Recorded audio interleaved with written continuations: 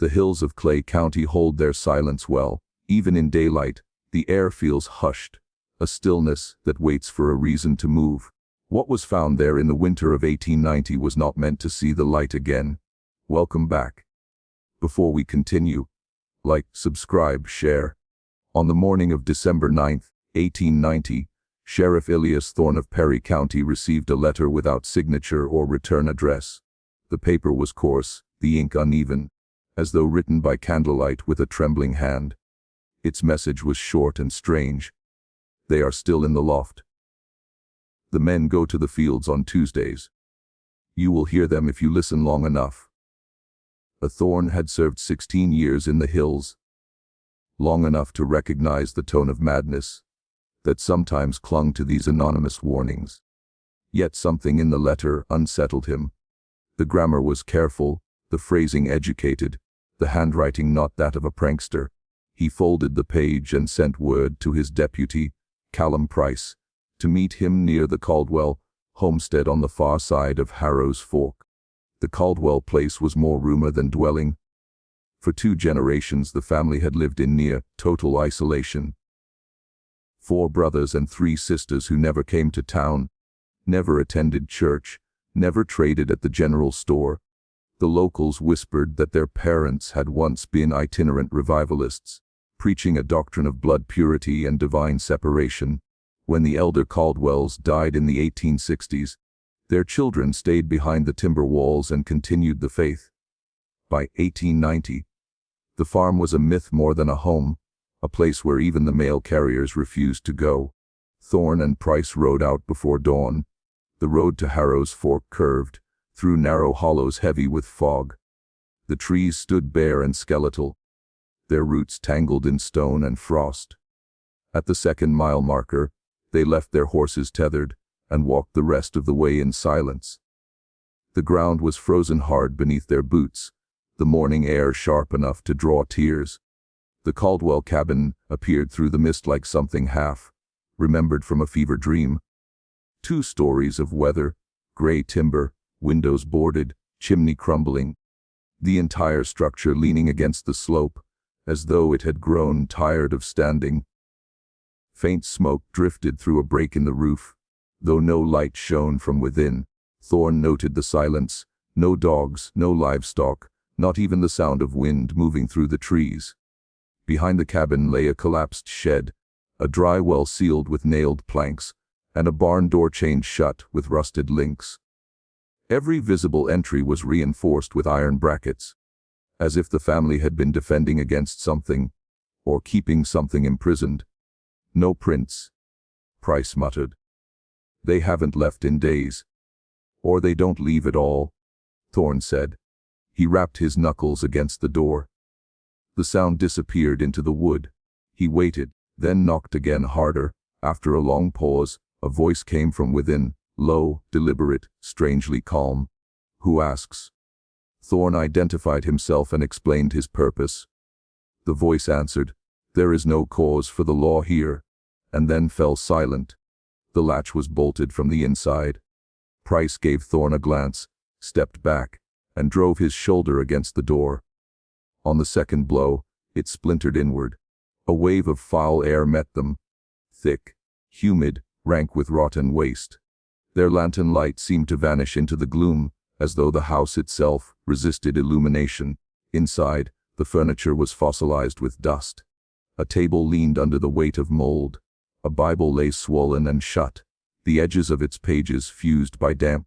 Along one wall stood jars filled with murky fluid and what looked like preserved roots. Or something far worse. Price found a stairway descending to the cellar. Thorne's attention went instead to the steps leading upward.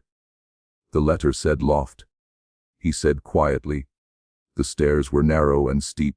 Each creak of wood sounded like a cry. At the top waited a door barred by 3 iron bolts driven deep into the frame. Rust streaked the grain like dried blood. Thorne removed his coat and drew a hammer from his satchel. The first strike rang out like gunfire in the enclosed space. The second drove the bolt halfway through. The third took 2 heavy blows, the sound reverberating through the rafters before the final bolt gave way. As the last hinge released, a rush of air burst from the darkness beyond, air that smelled of confinement, of sickness and something older, human but wrong. Both men stepped back, covering their mouths. Then, faint as the turning of a key, came a sound, a whimper, brief and fragile, the sound of someone who had forgotten how to cry. Thorne called up into the dark. "This is Sheriff Thorne. You're safe now. We mean no harm." No response. Only the shuffling of something that didn't quite know how to move toward light. He struck a match. The flame quivered, revealing a ladder leading through a hatch into the attic above. Without speaking, he began to climb. Pistol in one hand, the match in the other. The smell grew worse with every rung. When his head rose above the attic floor, he froze. 3 women crouched in the shadows, pale as ghosts, their eyes raw from years of darkness. Chains encircled their wrists, bolted to the beams. Behind them, pressed into corners like broken toys, were children, 11 of them, bodies twisted and small, eyes wide and unfocused. Price followed with the lantern, and its light spilled across the far wall. There, carved into the planks from floor to ceiling, were thousands of small notches grouped in sets of 5. The way a prisoner counts days. The marks ran the entire length of the room, layer upon layer, as though a lifetime had been spent counting and recounting the same unending days. Thorne stepped closer, his breath shaking. "Years," he murmured. "Maybe decades." The eldest woman turned her head toward him. Her voice was cracked and dry, barely more than a whisper. "It's Tuesday." He didn't understand at first. Only later, when the pattern emerged, would the meaning of that sentence make him sick. They led the women down the ladder one by one. The eldest could barely stand. The youngest clutched a child whose legs were fused together by bone. Outside, the sudden daylight made them reel, blinking like creatures from beneath the earth. Price fetched blankets and water from the horses, while Thorne remained in the attic. Something in that place called him back. The need to document, to understand the structure of what he had found. Near the slanted window stood a cedar chest bound in iron. He pried it open. Inside lay a heavy ledger, its leather cover stiff with age. The first page bore a title written in archaic script, "The Covenant of the Caldwell Blood, begun in the year of our Lord 1832. He turned the pages. Line after line recorded births, pairings, deaths, all in meticulous handwriting. Each birth was listed with the names of both parents, always Caldwell, always siblings. After each name was a notation, pure stock, or a single slash through the line. Thorne's mouth went dry. The entries stretched across 6 generations, a genealogy of self-inflicted damnation. He carried the book downstairs. As he stepped into the yard, he saw movement at the edge of the trees. 4 men were standing there, rifles over their shoulders, watching in silence. Their faces were gaunt but composed, their eyes devoid of fear. The eldest among them raised a hand. Not in surrender, not in threat, but in something like a benediction. Thorne met his gaze and felt a chill deeper than any wind. Here was a man who believed himself holy. By dusk, the women and children were loaded into a wagon bound for town. Price rode ahead to summon Dr. Abram Galloway, the county physician, and to prepare lodging for the victims. Thorne remained at the cabin long enough to secure the premises.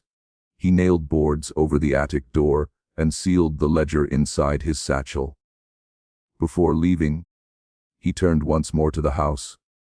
The wind had shifted, carrying the faint sound of something creaking within. Perhaps a loose board, perhaps something else. For a moment, it seemed to him that the cabin was breathing, exhaling the air of generations who had never stepped beyond its walls. He climbed into the wagon and took the reins. As they rolled down the muddy road toward town, one of the children in the back began to hum a tune without words, the melody thin and broken, as though learned in darkness. The sound followed them all the way to the bend in the valley, where the cabin disappeared from sight. That night, in the sheriff's office, Thorne opened the ledger under lamplight. The ink shimmered faintly, still alive on the page. Written beneath the final entry, in the same hand that had kept the record for half a century, was a single Latin phrase, sanguis super omnia. Blood above all. He closed the book. Outside, the wind rattled against the window like a whisper repeating itself, soft, rhythmic, patient.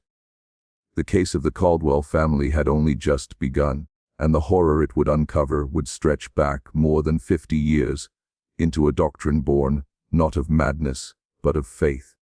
The rain had turned the red earth to clay by the time Sheriff Enoch Parrish returned to the Caldwell property. He came not alone this time, but with 2 men from the county seat, Justice Harlan Thorne, a clerk of sober temperament, and Dr. Matthew Galloway, a physician from Lexington, whose name carried the cold weight of authority. What they found, they recorded with the precision of men who understood that forgetting was a form of sin. The bodies of the 2 eldest brothers had been laid out in the barn under coarse linen sheets. Their faces were still slack from the fire, their features almost indistinguishable, yet Dr. Galloway insisted on identification before any removal. Parrish watched as the doctor leaned close, taking note of the jaw structure, the length of the hands, and the unusual curvature of the spine.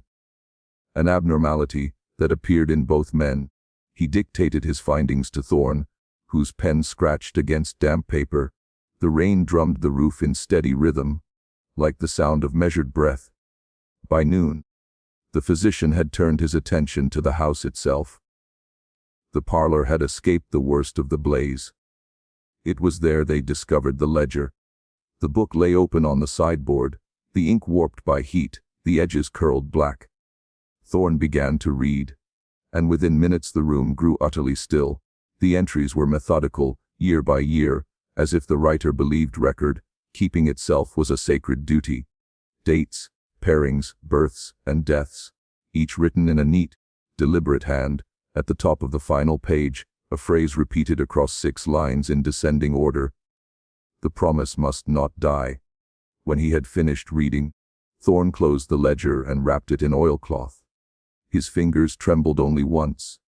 In the attic, the air was still foul, heavy with something metallic and old. The doctor walked the perimeter of the room in silence, stopping to measure the space between the bolts fixed to the rafters.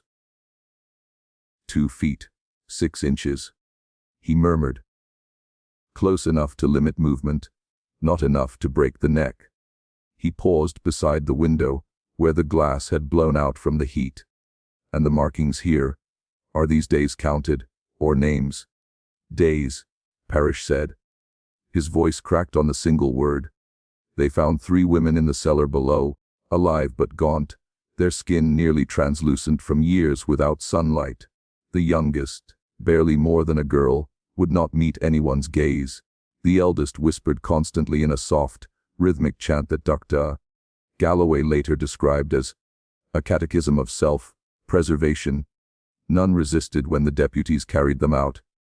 Thorne noted the silence of the woods, how even the insects seemed to pause at the sight.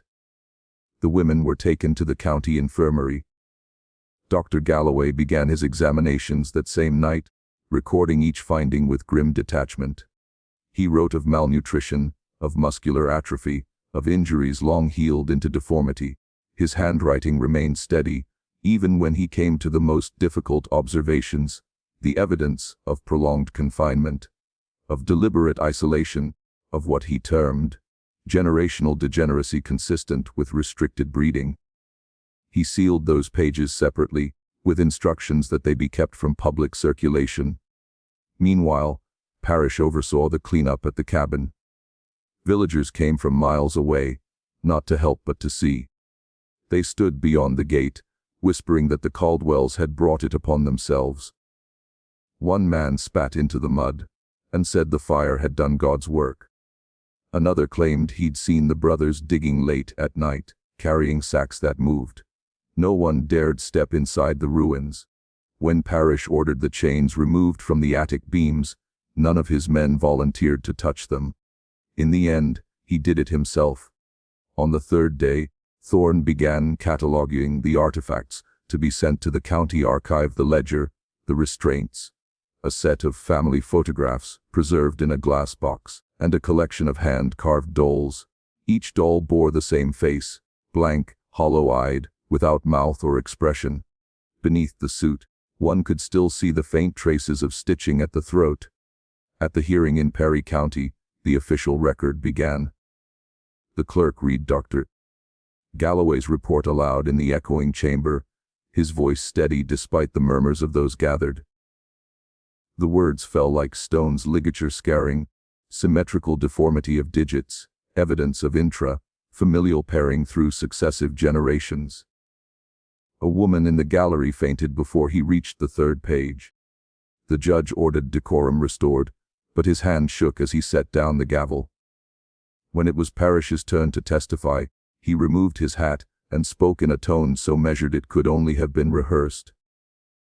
He described the attic, the tally marks, the smell of decay that never left his clothing.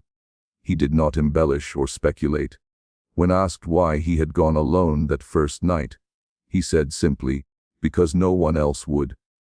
The transcript of that hearing survives still, though some lines were redacted in later copies. One note, written in the margin by Thorne's hand, reads, "Her eyes were clear, as if she saw beyond us all." Scholars have long debated which of the Caldwell women he meant. The record offers no name. In the months following the trial, the community turned inward.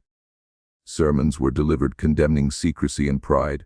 The old families withdrew from public gatherings, afraid of the scrutiny. Dr. Galloway, burdened by the notoriety of his report, left for a sanatorium post in Virginia. Parrish remained sheriff until his death in 1897, though those close to him said he never again entered a house without first calling up to the attic. As for Justice Thorne, he continued his clerical duties with increasing fervor, collecting every stray scrap of testimony, every rumor that touched the Caldwell line. In 1894, he published a brief monograph titled On the Consequence of Isolation Among Mountain Families, distributed privately among medical societies. Its final paragraph is the only place he ever allowed emotion to slip through. If the law of kinship becomes religion, then blasphemy may take the shape of blood. The ledger itself was sealed by court order in 1892 and placed in a locked case at the State Archive in Frankfort. Dr. Galloway requested access twice more before his death. Both petitions were denied. His personal notes, found after his passing, contain a single reference to the Caldwell case, underlined twice. Some doctrines persist not through belief, but through inheritance. In the present day, the location of the original cabin is known only by description. The holler was never resettled. Locals speak of a stone chimney, standing alone among sycamores, and of an unnatural stillness that falls there near dusk. Those who have gone looking report hearing faint tapping sounds, rhythmic and measured, like chalk upon wood. What became of the surviving Caldwell women is not recorded. Their names vanish from census rolls after 1892. The infirmary burned in 1903, its records with it. A rumor persists that a private benefactor arranged for their care under assumed identities, that they were moved north to a religious hospital where the staff were instructed never to speak of their origins. Others say they were buried anonymously in the potter's field behind the courthouse, their graves unmarked save for 3 stones with the same carved symbol, an unbroken circle intersected by a single line. Every few decades, someone reopens the file, a journalist, a genealogist, an amateur historian seeking notoriety. They request copies of the transcripts, photographs of the evidence, anything that might fill the silences between what was written and what was endured. Most find only fragments, a list of measurements, a doctor's scroll, a burned page. But one record, copied from Thorne's original notebook, continues to draw attention. It reads, "Of the 11 children, 6 survived beyond infancy. Each bore features reminiscent of the elder line, pale hair, narrow jaws, irregular gait. The youngest displayed no visible deformity. When I asked her name, she only said, 'We are the promise.' Then she smiled." The authenticity of that entry has never been verified. The page on which it appears differs from the rest in paper and ink. Some believe it was added later, perhaps by Thorne himself in a moment of doubt. Yet archivists note that the binding shows no sign of tampering. Today, the ledger remains under restricted access, its contents digitized but sealed from public viewing. Officially, the case of the Caldwell brothers is closed. Unofficially, researchers whisper that portions of the genealogy continued beyond the last recorded entry, that somewhere, under other names, the line endured. The reports compiled after the Caldwells' arrest filled 2 oak crates and smelled of camphor and damp ink. When the seal was finally broken, their edges had fused together in the decades of storage, the paper browned and fragile. Yet the handwriting, fine, patient, disciplined, had not faded. It was Dr. Alden Galloway's hand, the same physician summoned by Deputy Thorne to the burned cabin that December morning. What he recorded in those pages was not written as horror, it was written as proof. His notes begin clinically. Subject group composed of 14 living individuals, formerly residing in an unventilated attic loft. Chronic malnutrition, dermal ulcerations, congenital asymmetries evident in every specimen. He does not write family, he writes specimen. He does not write children, he writes subjects. Ford 14. The language is the armor of a man trying to hold distance from what he saw. Among the first pages of his Catalogue of Hereditary Anomalies, Galloway attempted to map lineage across 6 generations using the recovered ledger. His diagrams were tidy, boxes for males, circles for females, each joined to its sibling by careful black ink lines. Over these, faint red corrections appear in later handwriting, as though someone else had taken up the study after Galloway's death. The corrections trace beyond the known names, branching outward into question marks and dates with no surnames attached. 1913, 1927, 1954. Pinned to one page by a rusted sewing needle is a newspaper clipping from the Lexington Herald, dated 1931. It reports a stillbirth in a state infirmary, child unnamed, mother unlisted. In Galloway's margin, someone had written only 3 words: Caldwell stock confirmed. The townspeople of Perry County had wanted the case buried. They did not speak of it except in whispers, and, when they did, it was only to insist that justice had been done. Yet beneath that insistence lived a suspicion that the Caldwells' withdrawal from society had been contagious. Families that had once traded goods with them, attended their Sunday meetings, or married into distant cousins began to disappear from census records. Homesteads were abandoned, mail routes cancelled. By 1895, 3 entire farmsteads north of the hollow lay empty. Reverend Ames, newly installed at the courthouse chapel, wrote to the governor warning that a sickness of belief yet lingers here, a conviction that their doctrine was righteous, and that it should not die with them. The letter was filed and ignored. The archives record Galloway's frustration plainly. His final field entry, dated January 1892, reads, "I am left uneasy by the surviving kin. It is impossible that an ideology so deeply etched into a lineage can be cured by trial alone." Blood remembers. What followed over the next decade proved him correct. County registrars noted a series of unusual birth records in the neighboring township of Lincoln Fork. Infants delivered by midwives who signed only initials, fathers unlisted. The children were described with polite euphemism. Delicate features, unusual morphology, failure to thrive. A pattern emerged only years later when the archivists compared handwriting across documents. The signatures belonged to one woman, E.M. Caldwell, survivor of the attic. She had been relocated under state protection after the trial, but by 1894 she had fled the sanatorium. The official notice of her escape is short: left premises without authorization, believed not dangerous. Nothing further appears until 1899, when Dr. Galloway's apprentice, a young pathologist named Merrill Vance, begins corresponding with him from a remote clinic in Lincoln Fork. Those letters are preserved in the second crate. Their contents are ghastly in their restraint. "Sir, the infant specimens present with identical deformities as those observed in your Perry County report. Spinal compression, ocular asymmetry, pallid dermis. Mothers refer to the condition as the mark, saying it proves the blood is still true. I beg your guidance as to classification. Galloway never replied. He had already taken ill. But Vance continued writing, to no one, perhaps to the void, and his final letter closes with a confession. I fear contagion not of the flesh but of creed. They speak of purity as a living thing, and I begin to wonder if they are wrong. When Deputy Thorne returned to the hollow in 1901 to inspect the ashes of the cabin, he found the ground disturbed. The chimney remained, but the soil around it was riddled with narrow pits, as if someone had dug searching for artifacts. He noted footprints small enough to be a woman's, and concluded scavengers had come for brick or metal. Yet among the scattered debris, he uncovered fragments of bone, too small to be cattle, too smooth to be wild game.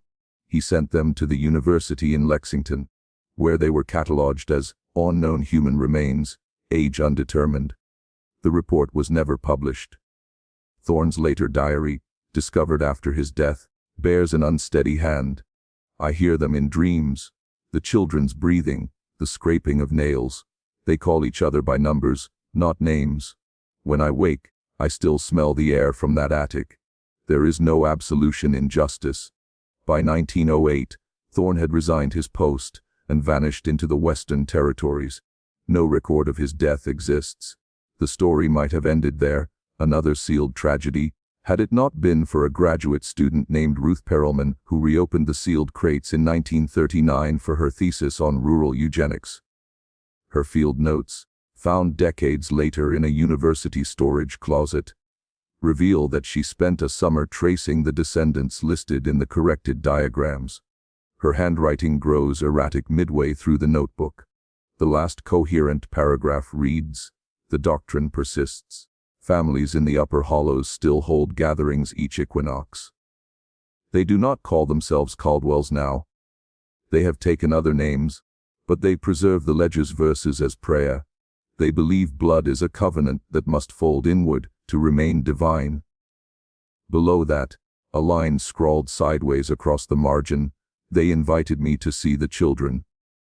No further pages follow.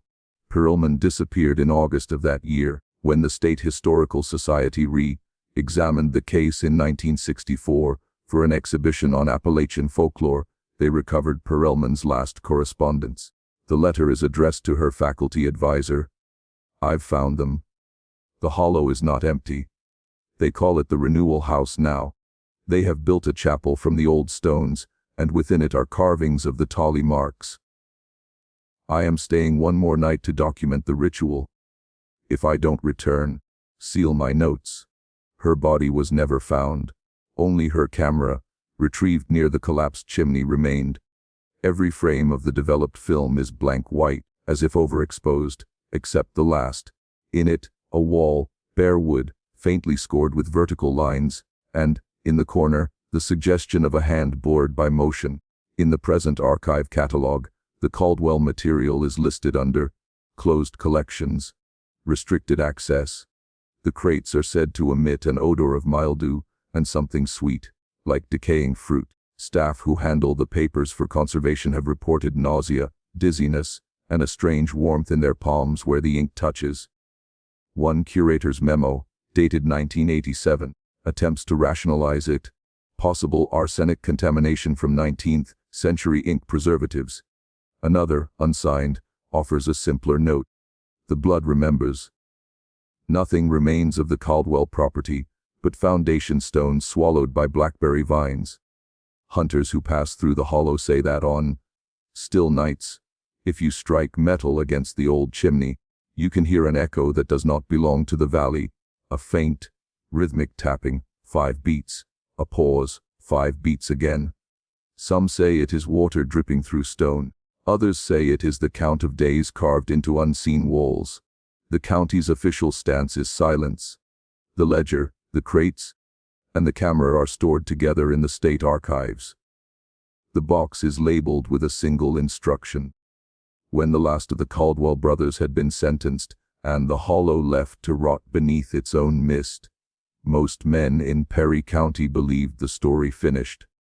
The cabin was boarded and then burned, the ledgers sealed, the surviving women and children carried away under false names. But time has a way of unearthing what ash tries to hide. In 1896, a state archivist named Elias Crane was dispatched from Frankfort to catalog the evidence that had filled the courthouse cellar. Boxes of testimony, the physician's reports, and a bundle of personal papers that no one wished to touch. He was a quiet man with the patience of an accountant. Yet something in the case unsettled him. He wrote in his log that the documents possess a strange order, as though composed for an audience not yet born. A Crane worked by lamplight, night after night, transcribing the fragile pages. The ledger, when he finally opened it, was heavier than it looked, its spine swollen with humidity, its ink the dark brown of dried blood. The front matter was familiar generations of the family, the same script of scripture and self-justification. But near the back of the book, Crane discovered an unfinished appendix labeled Continuance. The handwriting there was different, finer, steadier, perhaps belonging to one of the sisters who had learned to write while imprisoned. The appendix was a list of names followed by coordinates. Rough distances measured from the hollow to other valleys. Next to each were phrases like, safe soil, or unbroken stock. It read not as genealogy but as distribution. Records of children sent away before the arrests, perhaps hidden among distant kin. Crane did not at first believe it. Then, when cross-checking census rolls from the same decade, he found surnames repeating with uncanny frequency: Calder, Calden, Coldwell. Spelling drifted but the sound remained. He sent a memorandum to the Attorney General's office recommending further inquiry. None came. The state wanted closure, not resurrection. The boxes were sealed again, the ledger locked in an iron cabinet marked evidentiary. Do not open without warrant. Crane retired 2 years later and returned to Lexington, but the case did not leave him. In his private journals, discovered long after his death, he wrote of dreams in which he heard scratching, thousands of faint tally marks etched against wood, and of a woman's voice repeating, "It is Tuesday." He began keeping his own marks on the inside of his study door, convinced that someone had to continue the count. By the first decade of the new century, the story had faded into local superstition. Children dared one another to walk near the ruins at dusk. Preachers used the Caldwells as a warning against isolation and pride. Only Dr. Galloway, before his death in 1906, kept a locked cabinet of his own. In it were photographs he had taken for the court. Grainy glass plates showing the attic, the chains, and the faint outlines of tally marks on the wall. Each plate was labeled not by name but by specimen number. It was said that the doctor, a man of science, had been haunted by the resemblance between the children's deformities and certain hereditary conditions described in medical journals from Europe. He feared the Caldwells were not unique, only unobserved. When Galloway died, his effects passed to the County Medical Society. Most were destroyed, but one assistant, a young woman named Miriam Lane, preserved the photographs and notes in secret. She would later become Kentucky's first female coroner, and in her retirement she wrote a brief, unpublished essay titled, On the Persistence of Pattern in Isolated Populations. In it she argued that evil, once systematized, behaves like inheritance. It seeks to reproduce itself, not biologically but ideologically. Lane's essay might have disappeared like the rest, if not for a chance rediscovery in 1934, when a flood washed the old courthouse records into the river. Volunteers salvaging water, logged papers found her manuscript pressed between two legal ledgers. A reporter from Louisville, chasing a human interest story, read it and reprinted portions in the Courier Journal under the headline, Ghosts of the Hollow. For a week, Kentucky remembered the Caldwells again. 70 years later, in the 1960s, a graduate student named Edward Kinsey at the University of Kentucky requested access to the sealed ledger for a thesis on Appalachian folklore. The request was denied, but bureaucracies have their fissures. The clerk, curious, allowed him a single hour of unsupervised reading. Kinsey copied 4 pages before being escorted out. Those pages, still preserved in his notes, show the transformation of theology into arithmetic. Each union, each birth, was represented not only by names but by ratios, measurements, and notations of deviation. The family had been keeping statistical records, rudimentary eugenics decades before the word existed. Kinsey never finished his thesis. He moved west, took work in a museum, and never again mentioned the hollow. His students recalled that he sometimes refused to use the word bloodline in lectures, substituting continuance instead. The official record ends in bureaucracy, case closed, evidence retained. Yet the oral tradition that survives in Perry County tells a quieter, stranger coda. Locals say that every few years a stranger appears, usually pale, soft-spoken, with eyes too light for the complexion, and asks at the courthouse whether the property on the ridge can be surveyed. They always leave when told the land belongs to the state, and they never return by the same road. In 1978, a maintenance crew repairing drainage near the old site unearthed a length of chain, rusted to dust, but unmistakably wrought iron. A state anthropologist examined it and confirmed its 19th century origin. The site was reburied. No marker was erected. The official report ends with the sentence, "No further action required." Still, the ledger remains. Archivists who have handled it, only a handful in the last century, describe a faint smell of lye clinging to its pages. Some claim that if you close the covers too quickly, a fine ash escapes, as though the book exhales. No one has yet deciphered the final page, a dense tangle of overlapping circles drawn in black ink. It might be a family tree, it might be something else entirely. In 2021, during a digitization project at the Kentucky State Archives, a technician scanned the ledger for preservation. The digital image revealed what the eye could not. Under the faded ink of the final entry lay another text, written in a nearly invisible hand. Enhanced under infrared light, the words read, "If the record is buried, the pattern will find another keeper." The technician filed the finding as an anomaly of double exposure, a trick of ink and age. Yet a month later, the archive's visitor log recorded an inquiry from a man, giving his name as Calder W. Beck, requesting access to family materials related to Black Hollow. When asked for identification, he produced none and departed without complaint. His handwriting in the sign, in book, was precise, archaic, and nearly identical to that of the original ledger. No further trace of him exists. The county's last surviving historian of the period, now in her 90s, says she no longer believes the Caldwells were merely a family. They were an idea, she says. And ideas don't die when people do. They wait for another body. In the courthouse basement, the sealed iron cabinet still stands, its hinges marked by the damp air of more than a century. On its surface someone has drawn, in chalk, 5 faint tally marks. Whether left by a janitor or something older, no one can say. But every few months, when the humidity rises and the paper inside swells, a sound can be heard through the metal, soft, rhythmic, patient, a counting that never stopped. The Caldwell materials were presumed destroyed in 1901, when a flood swept through the Perry County archives, carrying away 3 decades of criminal ledgers, parish registers, and medical files. But in late 1973, during a structural renovation of the courthouse annex, a carpenter discovered a sealed recess behind an interior brick wall. Inside lay a weathered chest bound in rusted iron. The inventory log of that day lists miscellaneous county property, contents illegible, mold damage extensive. The chest was transferred to the state repository in Frankfort, where it remained untouched for nearly half a century. It was not opened again until the summer of 2018 when Dr. Eleanor Price, a historian with the University of Louisville, was granted special access for a research project on 19th century rural medicine.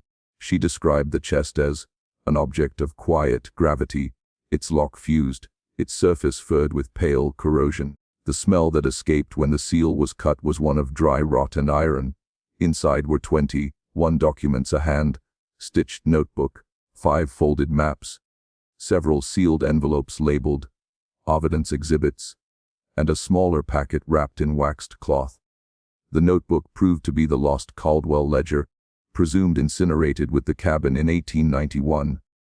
Dr. Price's notes from that day, preserved in the university's special collections, begin with a single sentence written in careful penmanship. "I am holding something that should not have survived." The first 30 pages of the ledger matched excerpts quoted in Galloway's trial report: genealogical entries, ritual affirmations, records of births and deaths. But beyond those, the handwriting changed. What followed was a series of meticulous observations written in the style of laboratory reports, not family chronicles. Measurements of limb proportions, cranial indices, pulse rates, ocular color variations, and a series of symbols, circles intersected by diagonal lines, that appeared to correspond with what Price later identified as generational groupings. By page 72, the script became erratic, interspersed with marginalia in a darker ink. Observe without intervention. Purity as variable, not constant. It was at this point that Dr. Price stopped reading for the evening. She wrote in her own journal that night that she felt a heat under the paper, as if the thing still remembered its handling. When the ledger was digitized for preservation, the archivists noted a phenomenon they could not explain. Each time the scanner light passed over certain pages, the resulting images showed faint over-impressions. Ghost letters visible only in infrared spectrum, forming words that did not appear in the original text. The words repeated irregularly: return, observe, continue. Technicians assumed it was ink bleed or the artifact of previous water damage, but Dr. Price was unconvinced.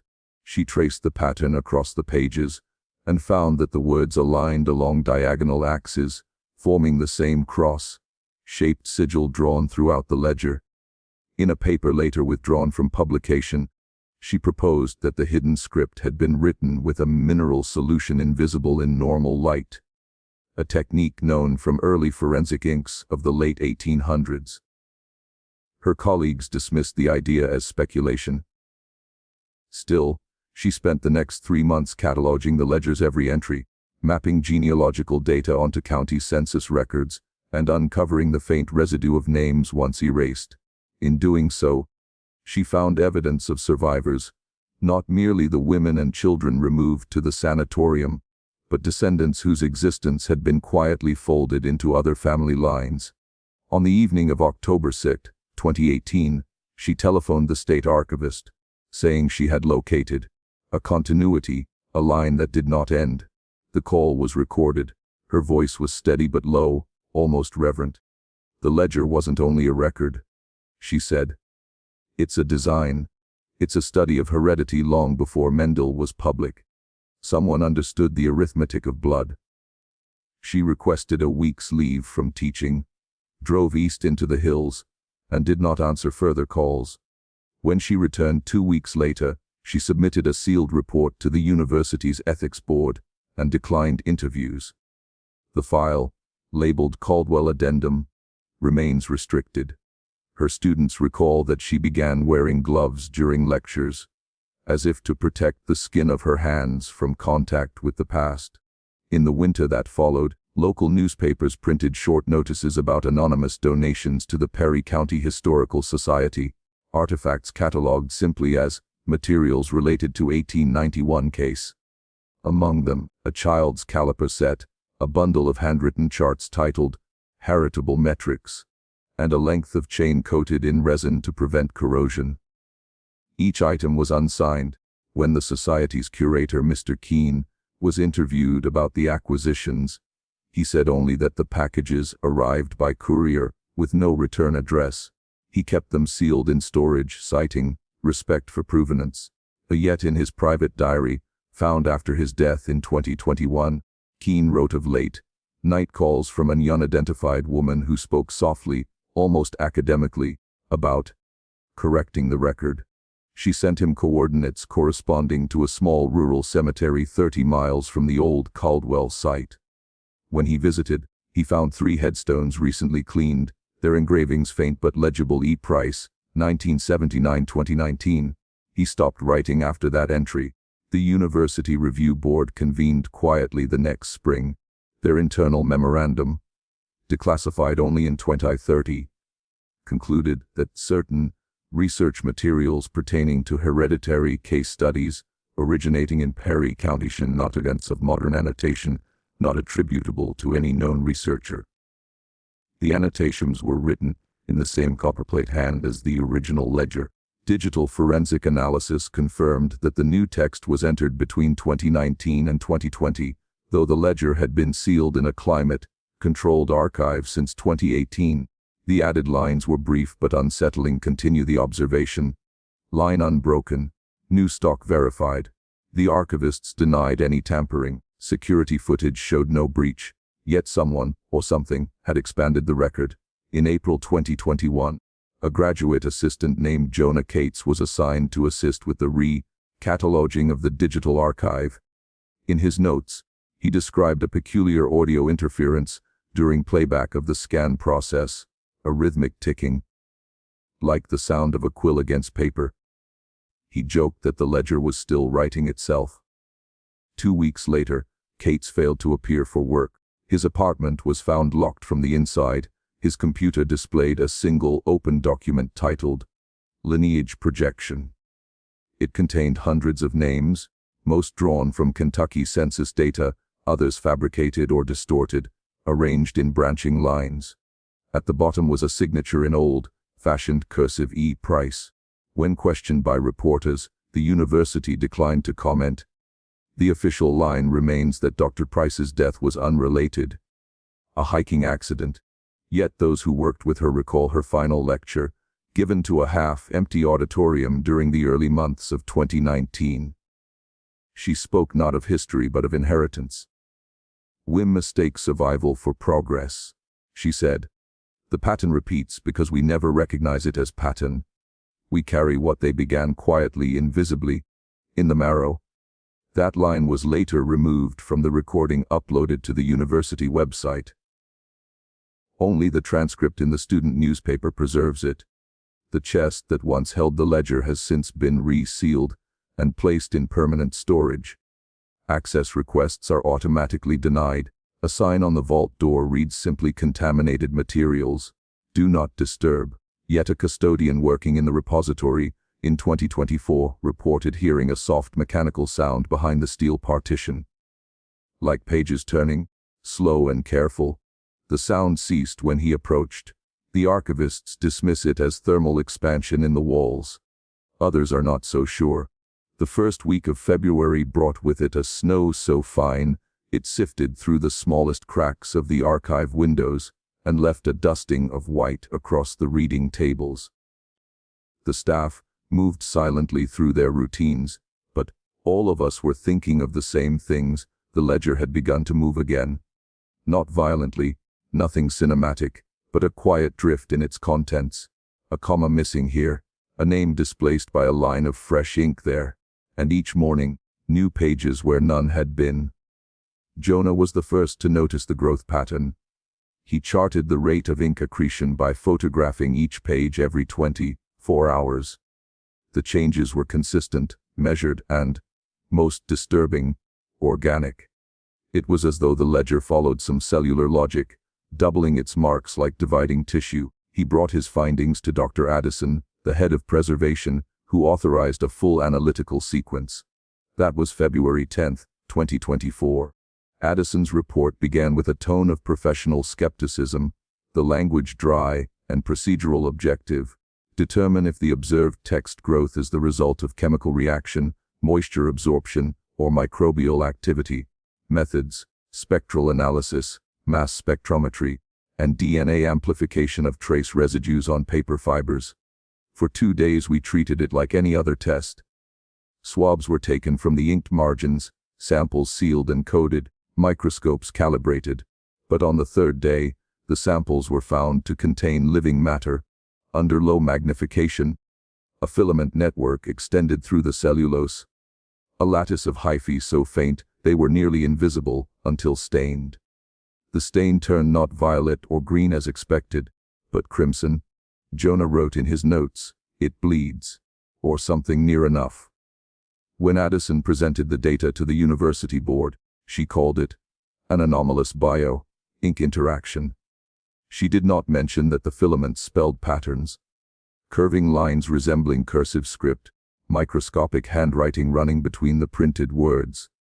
I saw them myself through the Z-scope, the fine, thread-like sentences looping into phrases, names, and dates, most too small to read, but one unmistakable: Leona Caldwell, B. 1832. By mid-February, containment procedures were quietly implemented. The ledger was sealed within a climate-controlled glass case in Vault B, humidity set to 10%, temperature a steady 41 degrees. Still, the growth continued. The edges of the paper curled as if breathing.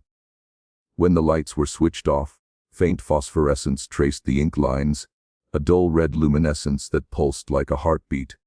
The custodians refused to clean the case at night. One of them, Mrs. Alcott, said she heard a wet rustling inside, like paper soaked through. Jonah volunteered to monitor the specimen overnight, recording temperature fluctuations every hour.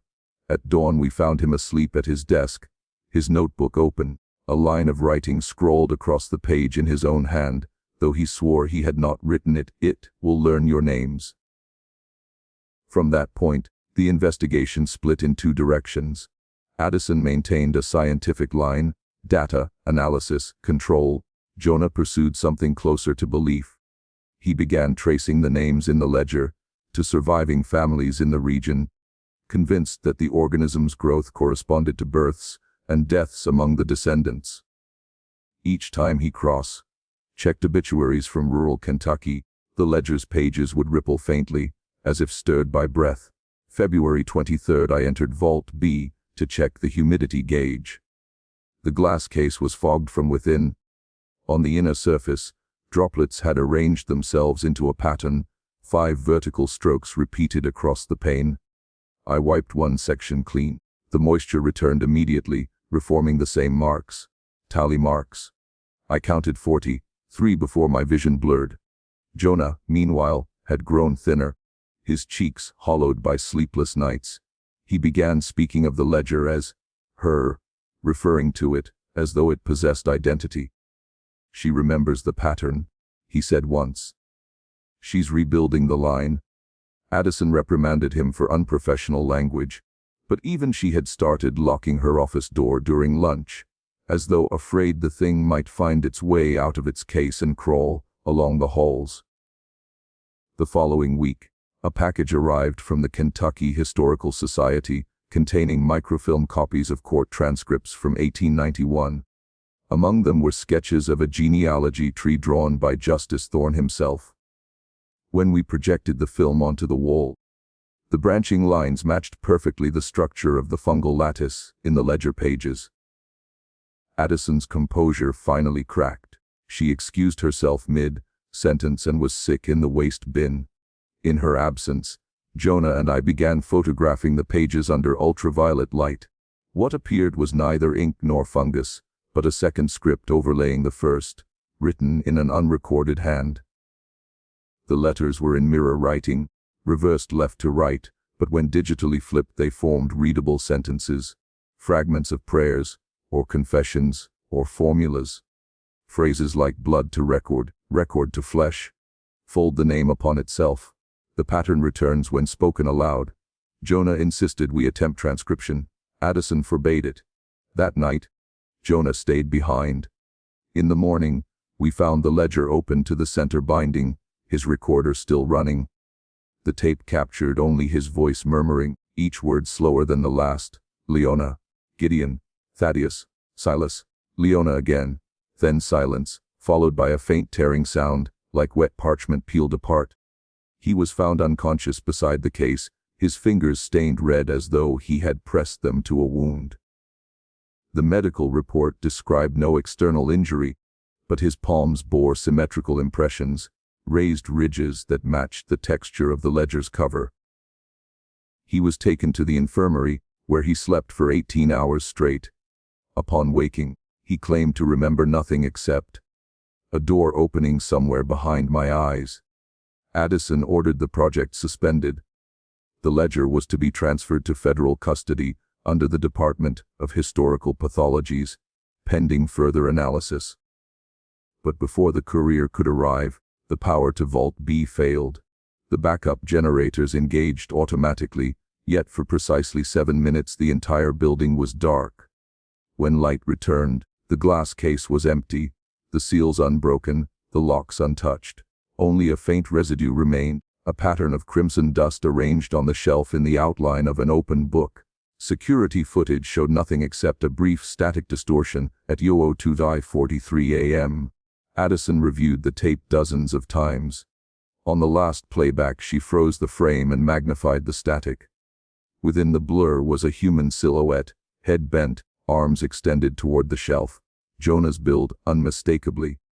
Yet at that hour he was recorded entering the west stairwell on a different camera, miles apart in light and shadow. After that night, Addison resigned her position and left the state. Jonah returned to his family home in Tennessee, refusing further comment.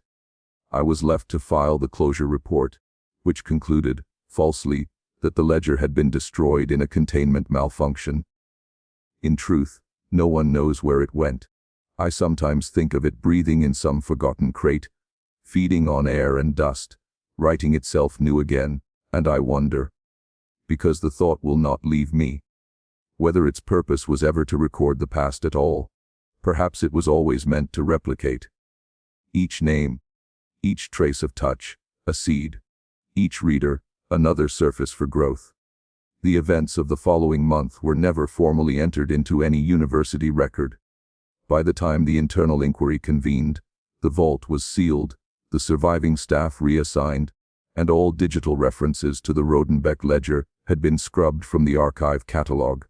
Only one document escaped deletion, a half-finished memo drafted by Dr. Agnes Collier, head of special collections, found unsent in her outbox 2 days after her resignation. It begins. Something is moving through the text itself, not metaphorically. The words reproduce. No one ever saw her again. In the days after Jonah's disappearance, the remaining research team, 5 in total, attempted to stabilize the phenomenon by isolating the ledger in a negative pressure case. The logic was bureaucratic. If contamination were biological, containment would suffice. But the problem was not in the air. It was in language. Transcription software began generating errors, small at first, then deliberate. Lines from the ledger appeared in the metadata of unrelated files, in the margins of scanned documents, even in email drafts that had never been opened. The handwriting of the 19th century Rodenbecks manifested in digital form, its distinctive slanted script reproduced by machines incapable of art. At first, Dr. Collier assumed the anomalies were a data migration error, but then, one of the IT technicians printed the corrupted strings. Across 3 pages, the same phrase repeated 50 times, "Fold the blood back upon itself." The building's custodial staff began reporting sounds in the basement long after the archive had closed. Scratching, rhythmic tapping, like a pencil dragged repeatedly against wood. Security footage showed nothing, except for subtle shifts in the ledger's display coordinates. Never during playback, only in the still frames between hours, as though the book were capable of moving only when unobserved. On January 12th, the environmental sensors failed. When maintenance entered the vault, they found condensation coating the inside of the glass case, though the humidity reading was 0. Someone had written on the inside of the condensation, with a fingertip, "It is Tuesday." Dr. Collier ordered the ledger sealed in a lead-lined container and moved to an off-site facility. The paperwork for the transfer vanished en route. By the time a replacement form was filed, the courier truck had returned empty, the driver unaware he had transported anything at all. The university launched a review, but each attempt to locate the original item ended in confusion. The accession number led to no record. The manifest was blank. Still, faculty began receiving anonymous envelopes in campus mail. Inside each was a single page, handwritten, dated 1890, bearing the same looping genealogical symbols that Thorne had once described. The ink was fresh. No two pages were the same. By February, the phenomenon had spread beyond the university. A journalist from Louisville published a feature on the Kentucky breeding cabin case, drawing heavily from archival leaks. The article included a scanned image of one of the ledger's pages. Within 48 hours, the image was taken down. The paper issued a retraction citing technical corruption. The reporter was later hospitalized after, claiming she could see the letters moving beneath the paper, rearranging themselves into names she didn't recognize. Her hospital chart recorded a single phrase, repeated over and over, "I am still counting." The survivors of the 1891 rescue, what few records existed, were re-examined. The sanatorium that once housed them had been closed in 1907 after a fire destroyed its west wing. Yet among the ashes, a single record survived, an admission log listing 11 children, each surname redacted except one, R. Dr. Collier's marginal note beside it reads, "The line did not end, it folded." By early March, the faculty noticed changes in Collier herself. Her voice grew faint, her sentences fractured into archaic syntax, and she began referring to colleagues by biblical names, Jedediah, Tamar, Malachi. Her handwriting, once precise, now slanted like the ledger's. When she signed requisition forms, her name read not Agnes Collier, but Azuba. One night, an assistant heard her speaking softly in the vault, reciting from memory a genealogy that stretched backward and inward, the same looping structure Thorne had drawn in his sketches. When the assistant entered, the vault lights flickered, and the ledger's case was empty. An emergency board meeting followed. Officially, it was classified as an incident involving hazardous archival materials. Unofficially, they were terrified. A private contractor specializing in hazardous materials was hired to cleanse the vault. Their report, never released publicly, contains the following paragraph. Residual writing observed on interior surfaces of containment glass. Marks consistent with fingernail scratches forming grouped tallies, SE sets of 5. Approximate count 10-43, pattern identical to 1891 case photographs. The vault was sealed, then bricked over.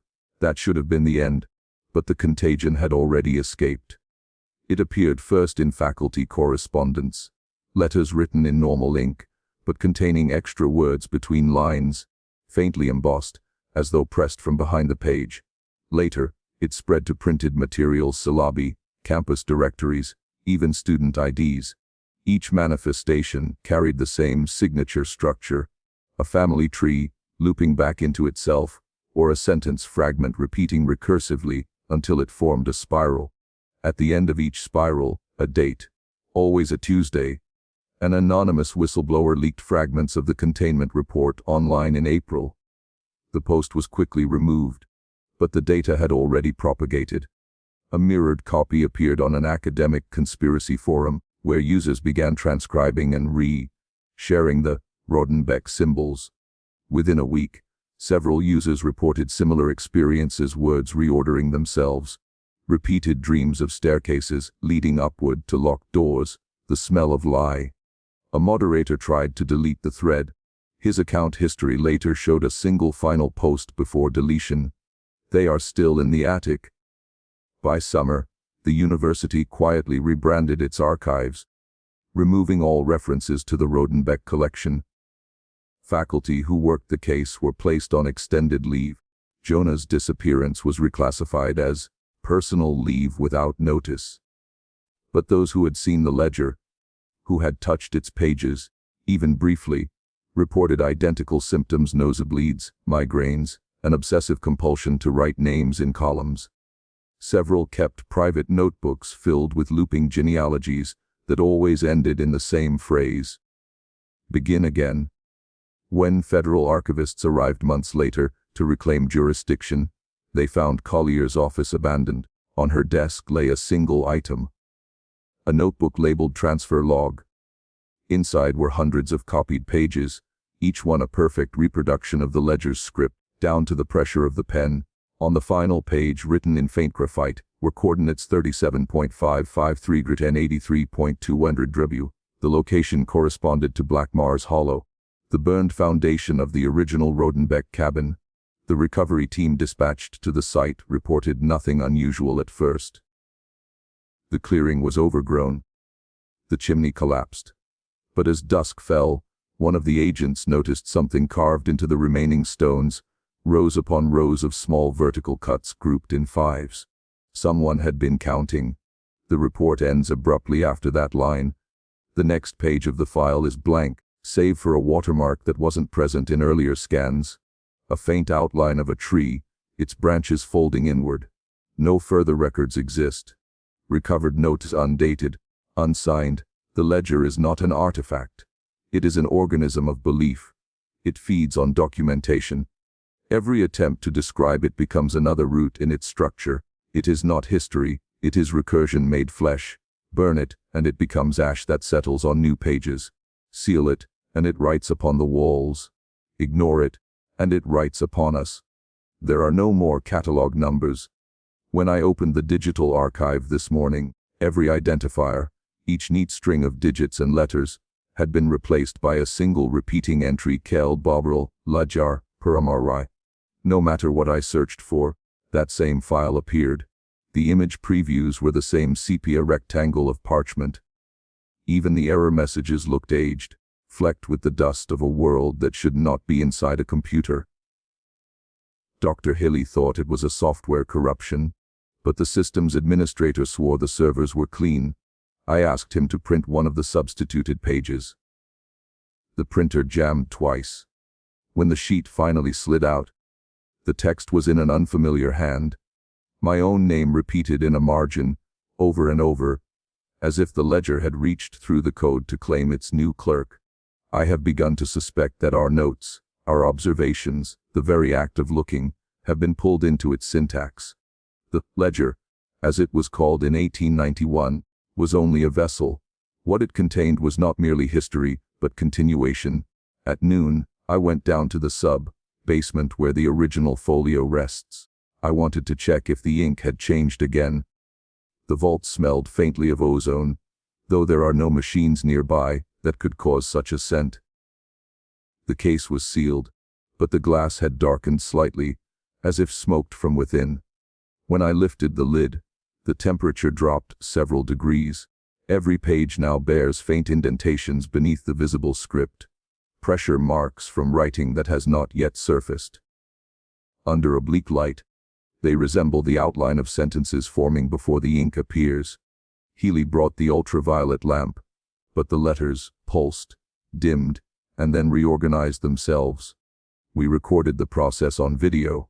When we reviewed the footage later, it showed nothing but our own anxious faces reflected in the glass. By evening, the museum servers had begun generating automatic backup logs. Hundreds of them, each stamped with the current time. But the entries were nonsense strings, phonetic fragments, and sometimes full sentences from 19th century testimony. I recognized one of them, a line from the 1891 transcript describing the smell of the attic, the count of days carved in the wood. It was text that existed only in the sealed records. There is no way it could have been copied into the network. Healy wanted to shut everything down. I told him it wouldn't matter. You cannot unplug a contagion that writes in ink and data alike. 3 days later, I was summoned to the dean's office. They had received an anonymous complaint alleging falsification of evidence. I tried to explain that the system itself was fabricating data. The dean's eyes were gray, unreadable. He asked if I had been sleeping. He asked if I still heard the whispering static. I said yes. He dismissed me from the project, but before I left, he asked to see the ledger. That was when I realized he'd already seen it. A faint rust-colored mark, ink, or perhaps blood, stained the edge of his cuff. in the same looping curve that appears on the ledger's title page. I no longer believe there is a clean outside. I stayed late that night, long after security had made their rounds. In the silence of the archive I could hear a low thrum, a pulse not unlike breath through paper. I opened the folio one last time. The writing had advanced again, crossing the margins, curling into the cloth binding. It spelled sentences I had written only in my field journal, phrases that existed nowhere else. The ledger does not copy. It absorbs. I placed my hand over the ink. The texture was faintly warm, the way skin feels after fever. When I lifted my palm, a residue of words remained imprinted against me, backwards and almost illegible.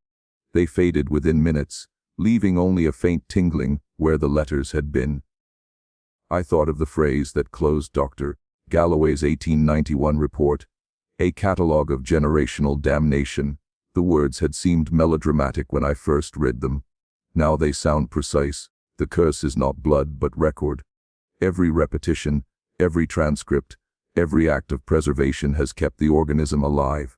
What began as a family ledger became county evidence, then microfilm, then a digital file. Each form replaced the last while carrying forward the same core, an insistence to be seen, catalogued, copied.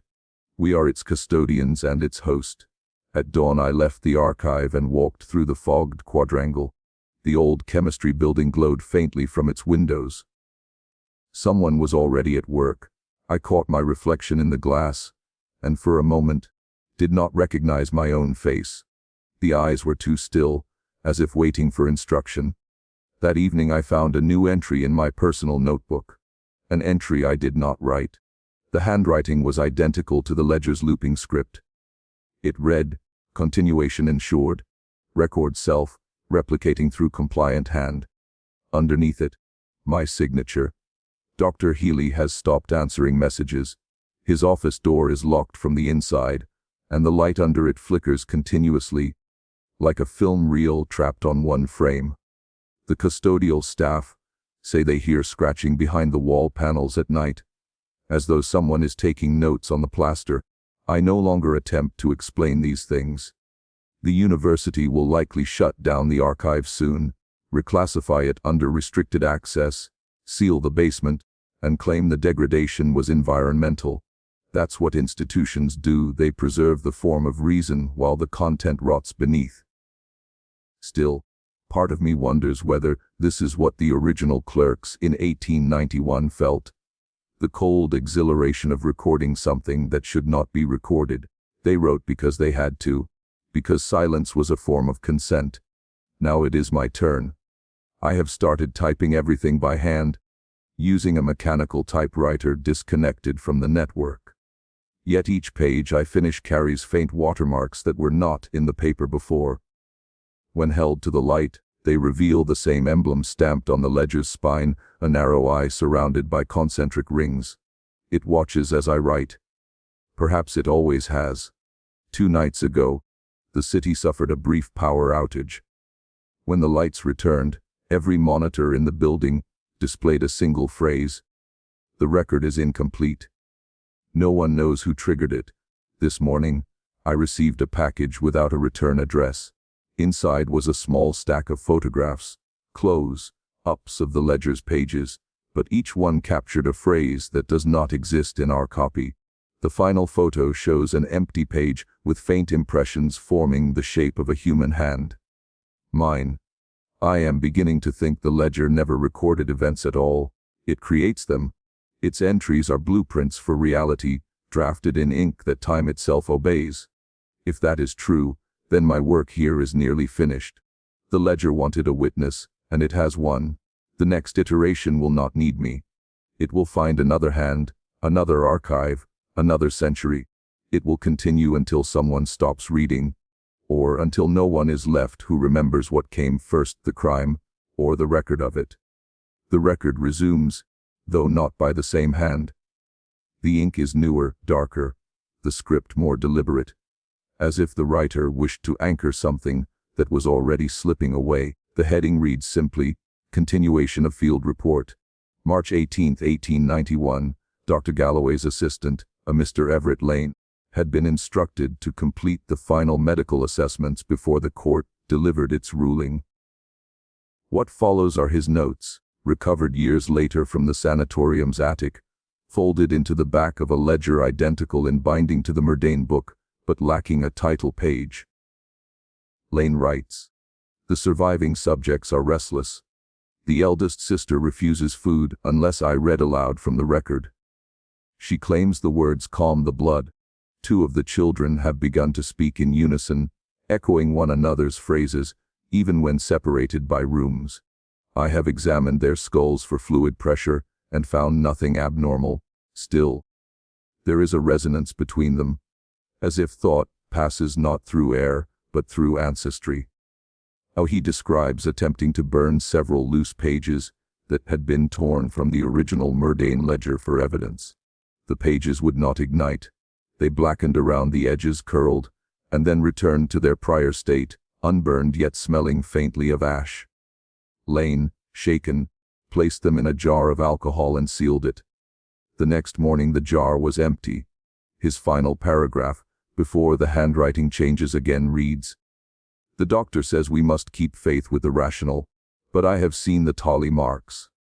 They are not random scratches, they are notation. A counting of intervals, perhaps the blood keeps time, for after this, Lane's entries stop. A new hand, precise, cursive, almost ornamental, continues in blue ink. Mr. Lane has gone to rest.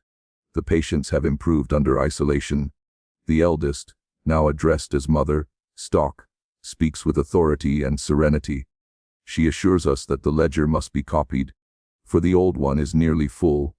We have begun transcription." A no name accompanies the new signature, but later forensic analysis confirmed it belonged to Dr. Galloway himself. Over the next 24 pages, the entries become increasingly detached from clinical form. Each date is accompanied by a blood-type notation and a short moral reflection. One page reads, "The outside world dilutes the line. Within confinement, perfection converges." Another simply, "Day 7. The ink will not dry unless mixed with serum." When the court orders the relocation of all surviving Murdanes to the new facility in Madison County, Galloway requests to remain their attending physician. His petition is granted on the grounds of familiarity with the case. That transfer log, preserved in the county archive, lists 15 passengers on the wagon manifest, 3 adult women, 11 children, and 1 physician. Yet, according to earlier census ledgers, only 14 persons had been living at the cabin after the arrests. The discrepancy is never addressed. At the Madison facility, witnesses later report unusual practices, night vigils in the infirmary, all mirrors removed from patient quarters, a locked cabinet labeled REC-ORDC, continued. The matron, Mrs. Hollins, testified decades later that Dr. Galloway spoke to her once about folding the blood back upon itself, not through union, but through inscription. She recalled his words exactly: "Ink remembers, flesh forgets, so we write the body down." By the autumn of 1892, correspondence from the sanatorium ceased entirely. The county assumed it a clerical oversight. Only in 1896, when new investors attempted to reclaim the property, did a search party enter the grounds. The main building stood empty, beds neatly made, medical charts laid open on desks. On the walls of the ward, hundreds of names written in a looping, identical hand, patient and doctor, visitor and official, all recorded as folded. The searchers found the remaining ledger in the chapel, resting on the altar. The cover bore no title, only a dark stain across the leather that resembled the outline of a human palm. Every page within was filled, and the last line, scrawled large across the final sheet, read, "We are whole again. Do not divide us." The ledger was sealed, catalogued as evidence B-109, and locked with the earlier Murdane book in the Kentucky State Archive. No further public comment was made. In 1934, during a state inventory of sealed records, archivist Ruth Maynard reported a strong odor of decay emanating from the crate containing the 2 ledgers. When the box was opened, both volumes were damp, with an unidentifiable, reddish residue. Maynard noted that the substance resembled ink, but smelt of rusted iron and salt. She sealed the container and filed a maintenance report. Her supervisor added a single notation in the margin: "Keep sealed, not to be handled without gloves." Years later, a graduate researcher named James Lawton would uncover Maynard's report while compiling a genealogy of rural medical practices. In his own field journal, dated 1957, he wrote, "The Mordain case persists like a bruise beneath the state's history. Every attempt to digitize or photograph the ledger's results in corrupted film, figures of doubled faces, text mirrored on itself. Even typing the names produces duplication errors, as though the language resists separation. I begin to think the doctor succeeded. The blood has learned to write."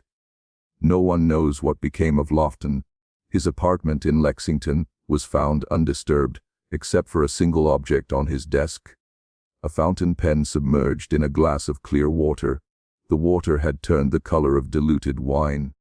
Beneath the glass lay a page torn from his notes bearing 3 words in neat script. It writes back. That was the last time the state officially referenced the Mordain material. Since then, the ledgers have been moved twice. First to the university's Department of Forensic Anthropology, later to an undisclosed storage facility following complaints of organic deterioration. Each transfer form repeats the same custodial signature, though separated by decades. R. Maynard.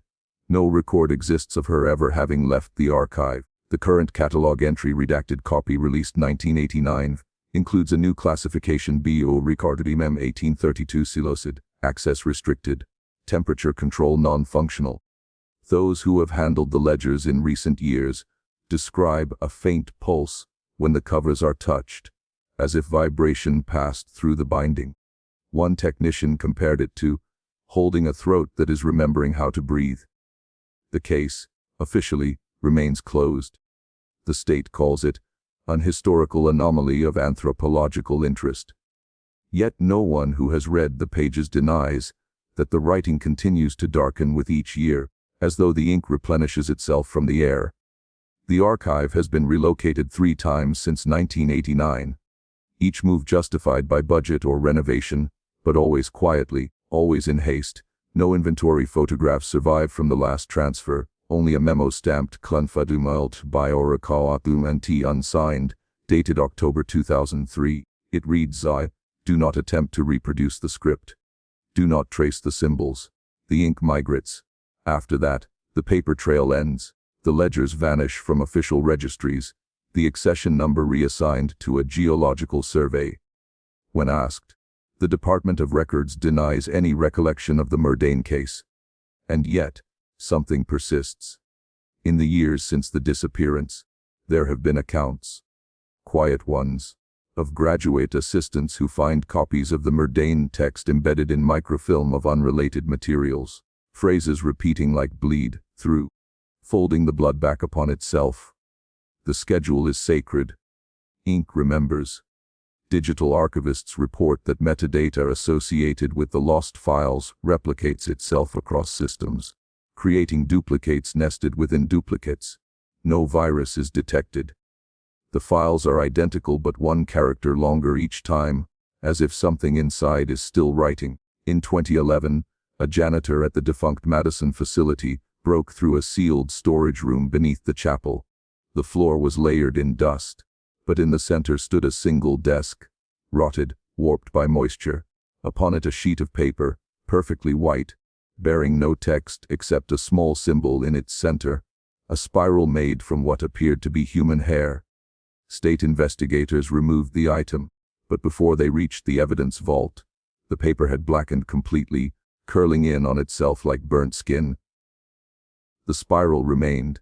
It was catalogued as recovered fiber sample Fen 57, then misplaced. That same year, a local newspaper in Perry County ran a feature titled, "Haunted by History." The cabin that vanished. The journalist, a young woman named Leah Barnett, requested county records for background. 2 days later, her editor received an email from her account containing a single attachment, a scanned image of a ledger page. The scan appeared normal until enlarged. When magnified, the ink strokes resolved into countless miniature tally marks, clusters of 5, the way prisoners count days. Barnett was never located. Her computer, found abandoned in her office, would not power on. Its hard drive emitted a rhythmic clicking, steady as a heartbeat. The last formal mention of the Murdane case occurred during a 2017 symposium on genealogical anomalies in Appalachian histories. Dr. Malcolm Reeves, an anthropologist from Chicago, presented a paper arguing that the legend of the breeding cabin represented a regional metaphor for postbellum isolation. Halfway through his presentation, the projector failed. The slide displayed the words, "The logo Durakiomng," in black against white, though the file on his laptop contained no such image. The audience described a faint sound during the malfunction. A whispering, like multiple voices overlapping, forming the word Tuesday. Dr. Reeves suffered a seizure minutes later and did not regain full speech. His notes, when recovered, showed that the last sentence he attempted to write was, "It will open again when called by name." I have reviewed these materials for 15 years. I began as a historian, I end as a witness. I have seen the ledgers once, not in person, no one can anymore, but through the aperture of a stolen microfilm copy that circulates like contraband among archivists. The film glows faintly when projected, the ink shining wet. It is not merely writing, it is repetition given form.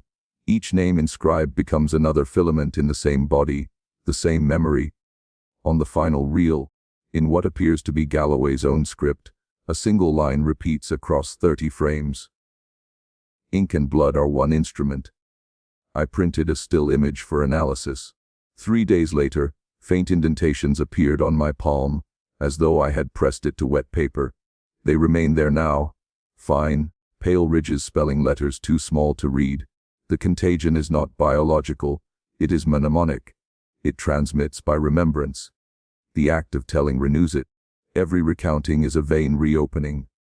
If you have listened this far, you have carried it a little further. There is one last document. It came to me without a return address, wrapped in wax paper and string. A folded sheet torn from a bound volume, faintly smelling of mold and iron. Across the top margin, in trembling ink, is written, "Add this to the record." Beneath that, "The children sleep beneath the new foundations." Their counting never ceased. Every wall still hums with their rhythm. We are not gone. We are folded. At the bottom, in handwriting I recognized from Galloway's early correspondence, one final signature, R. Maynard. When I close my notebook tonight, I will seal the pages. I will not publish. Some histories should remain unfound, some genealogies untraced, but you will remember this, even against your will. You will recall fragments, a name, a ledger, a woman whispering that it is Tuesday, and when you wake in the dark and hear the slow scratching sound behind your wall, count the rhythm. 5 and 5 and 5. It means the record has found another witness. It means the ink remembers you,